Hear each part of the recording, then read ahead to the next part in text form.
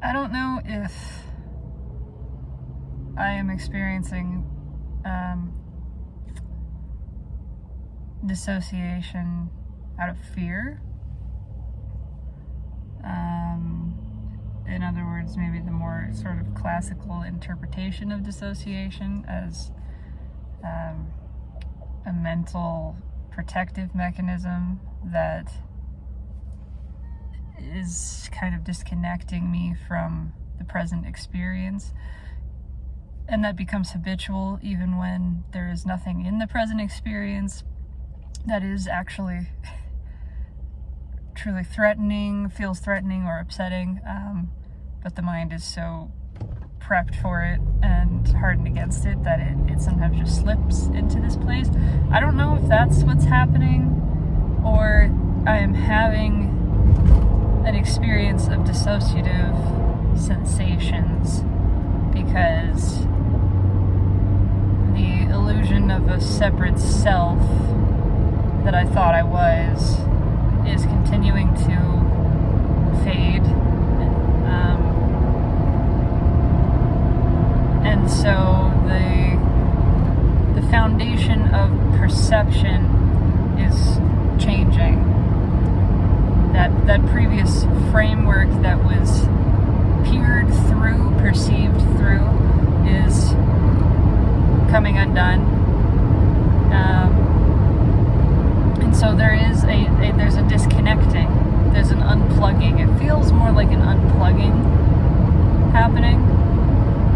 It's not entirely unpleasant, and certainly without telling a story about it, without giving it some unnecessary layers of meaning and narrative, then there's no judgment. It just sort of is. It just is. It just is what is. I don't need to understand it. And then it feels the way that it feels. But it's not exactly bad. It's not bad. It's not bad at all. It's just peculiar. This road is so bumpy.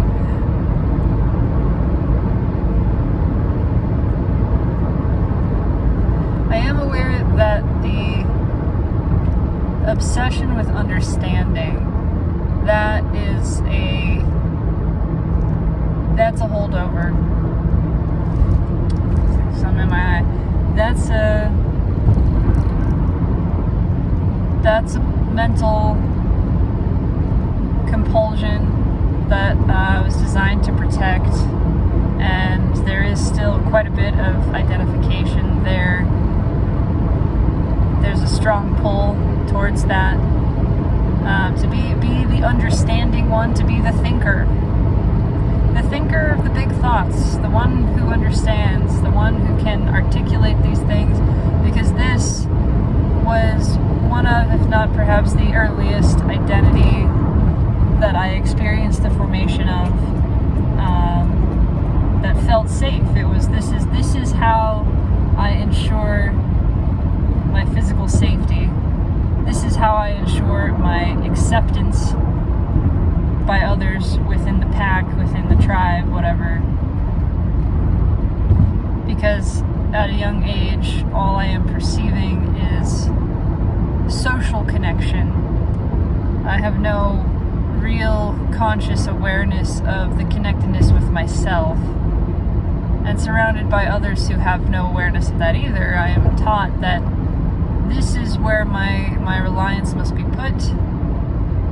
If I want to remain alive, if I want to avoid destruction, then I must be accepted by others,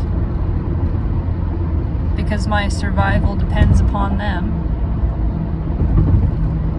And I learned that I could gain acceptance by behaving in a certain manner, a way that was pleasing, that was received as pleasing to others. And in large part, I could demonstrate my own value to them by practicing this ability to understand and explain things.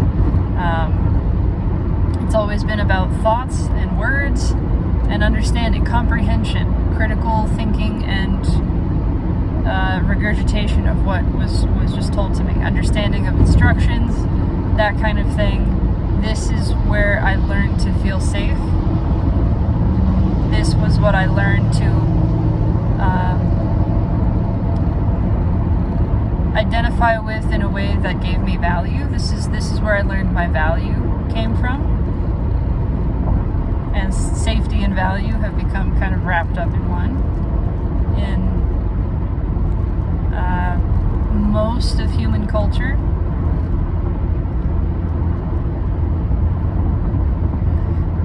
so this compulsion, which was born out of fear, before I could even identify what that was, what that meant, this one is tricky. This one's going to be tricky to let go of.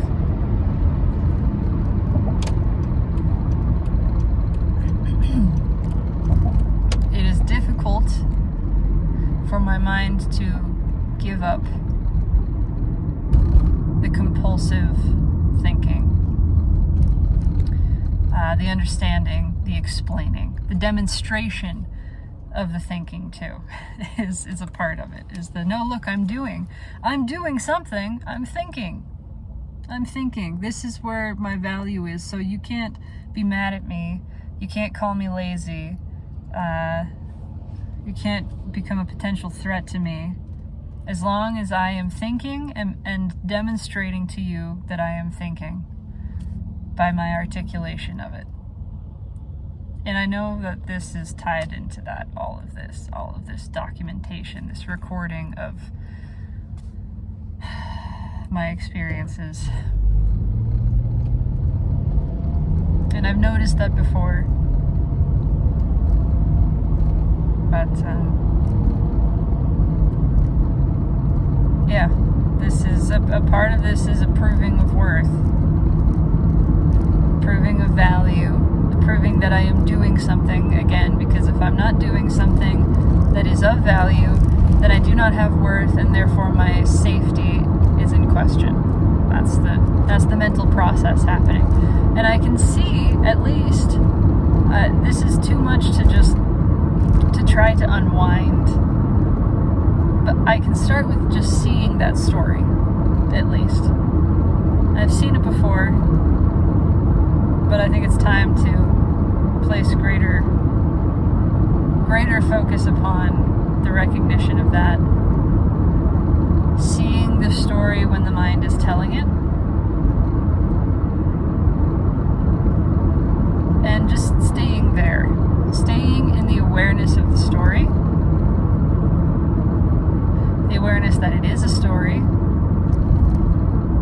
It is not some objective truth.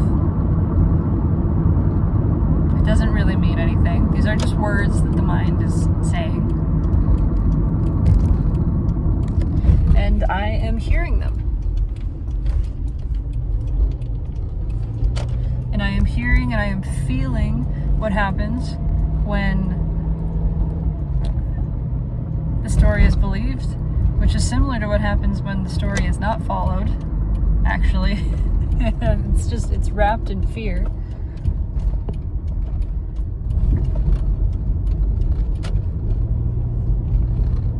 The mind creates little surges of fear, of panic, because it wants me to go where it's going. It wants me to follow it. What is the best way to get somebody to move? Try to convince them through fear. Tell them they're not safe. You want somebody to move, tell them they're not safe where they're standing. And if they don't believe it, you try to demonstrate it. You try to make them feel afraid. You try to show them, no, it's not safe where you are. And if they still don't believe it, you become the threat. You become the reason that they're not safe where they are. You being the mind, in this instance, playing the role of the boogeyman. it will conjure up all sorts of stories and images and sensations to try to prove that it is not safe for me not to be thinking and not to be thinking in such a way too that I can reproduce out loud those thoughts, that I can demonstrate them.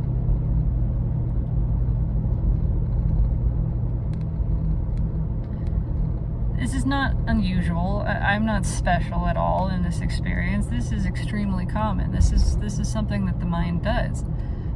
It wants to understand. It places an excessive value on understanding because it thinks if it understands, which it never really can. It's always making up a story, right? It makes up a story about what is and then says, I've got it, I understand. But it thinks that if it can understand what is right now, that it can predict what will be. And if it can predict what will be, it can avoid experiencing certain sensations.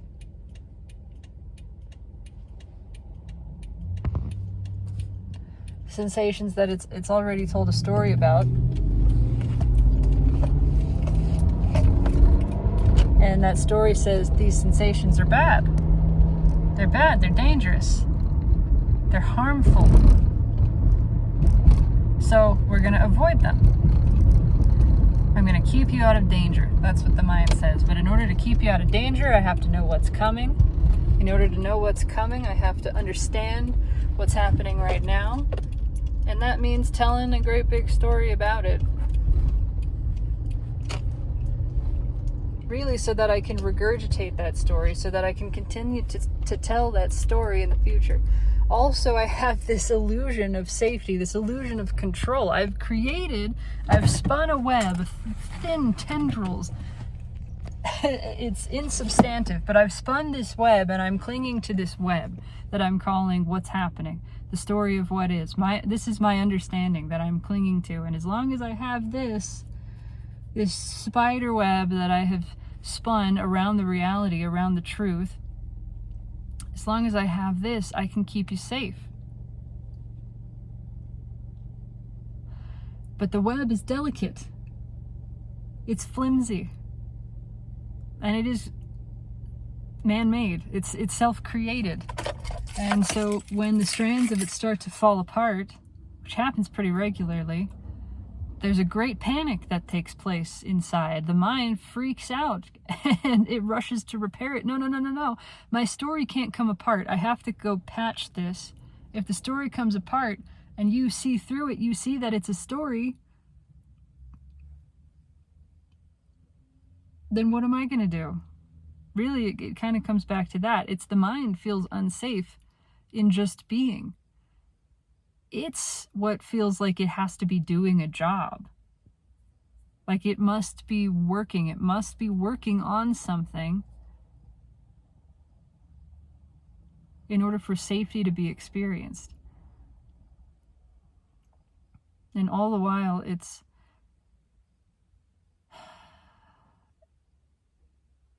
confused. It's keeping us apart from what actually is, from seeing the truth.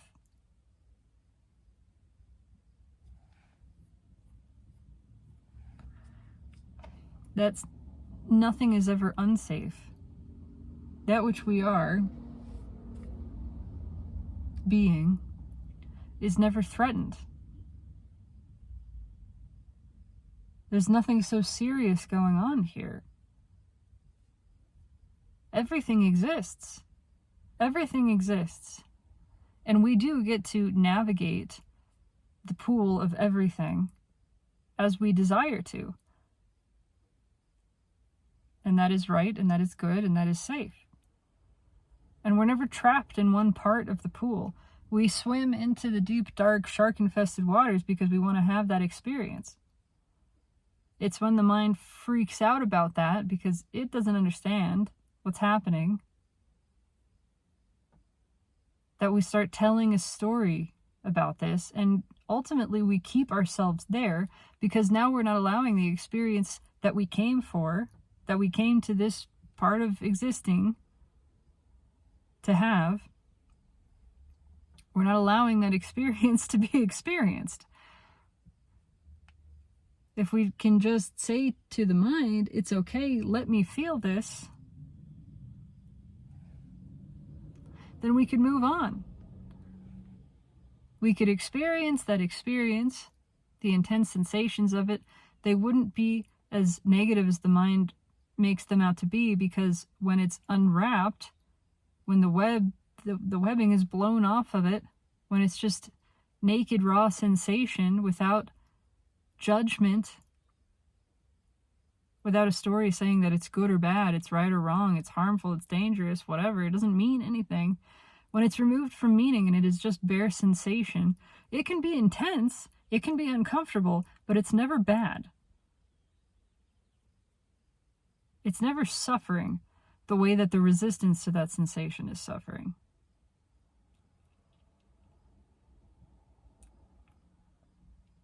And then it's happened. It's moved through. And we're free to swim into another part of experiencing. A part that we knew we were going to get to because of our visiting this spot first.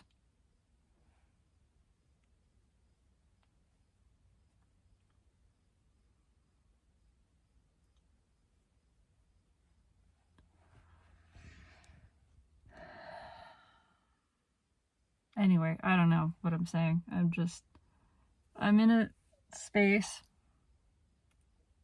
that feels like I can feel that everything is happening. And I am here. I am experiencing the happening, but it's not happening to me.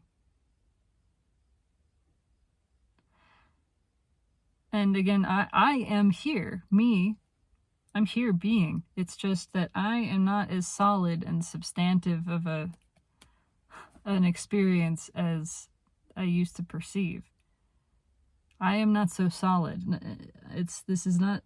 Nothing feels so personal. It's like everything is kind of indirect. And I'm very much here, and I am very much experiencing it, and that is real. There's no bones about that, but it's happening through me. It's happening within me. I'm here, but there's nothing personal about the happening. And I'm aware that my role in it is a lot less direct and active than previously understood. I'm not doing anything. Happening is happening through me. And the happening is existing, right? That is being. It's alive. It is very much alive. It's living energy. And it's not separate from me. It's not other than me. But it is happening spontaneously. It is just coming out. There's not really effort or control.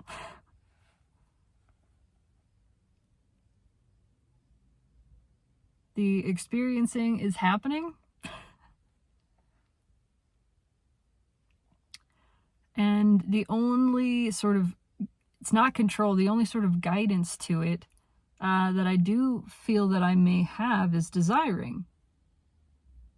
Is as the experiencing is experienced, desiring happens. Desiring arises from within me. But again, it's also this sort of spontaneous, natural expression, this flow.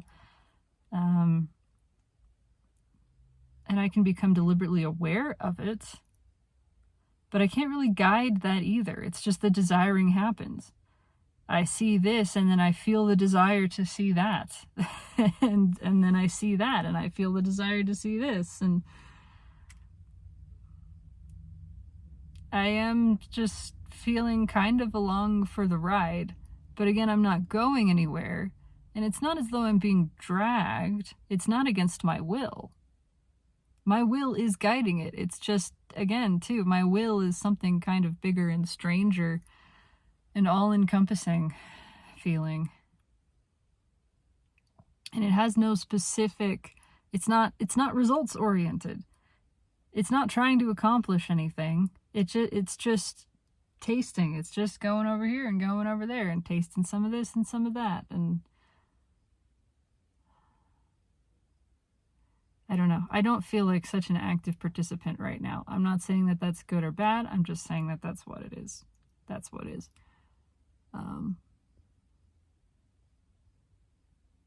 It feels very much like a river is flowing through me.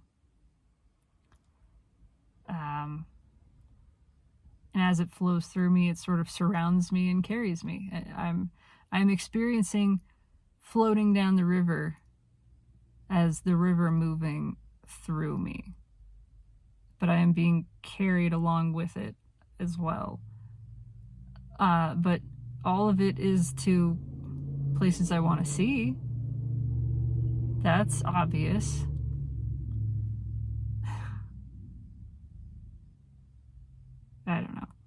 I don't know.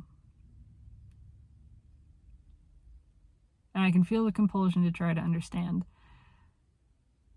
And that I am endeavoring to simply become aware of as another happening. The compulsion is just happening. That is just being. That too doesn't mean anything. Isn't a threat, isn't a problem. That is just experience, being. And I can look at it that way too. And so it's not really my compulsion. It's just the experience of a compulsion. The experience of compulsion to think. To follow thoughts. I don't even know what that word means, thinking. I don't know that that's a real thing. I don't know.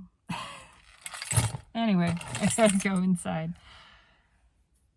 Whatever. I guess I'll post this because I'm really trying not to take any of this seriously anymore. That's a habit that I've had. Comes and goes, but yeah, this is what it is. And maybe I am trying to demonstrate some sort of worth in this, to be like, look, society, family, whatever, I'm not just floating along doing nothing really. I'm thinking deep thoughts. I'm having deep experiences. Let me demonstrate this to you. That's here. That's in here. For sure. And so there may come a time when I need to, I choose to put this down as a practice because I want to relate to it in a different way.